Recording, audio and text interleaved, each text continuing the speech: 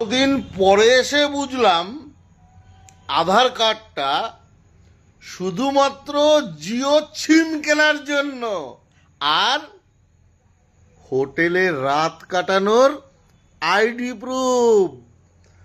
আর কোনো কাজে আধার কার্ড লাগলো না। দিন পরে এসে বুঝলাম আধার কার্ডটা শুধুমাত্র জিও সিম কেনার জন্য আর হোটেলে রাত কাটানোর আইডি প্রুফ। আর কোনো কাজে আধার কার্ড লাগলো না। দিন পরে এসে বুঝলাম আধার কার্ডটা শুধুমাত্র জিও সিম কেনার জন্য আর হোটেলে রাত কাটানোর আইডি প্রুফ। আর কোনো কাজে আধার কার্ড লাগলো না।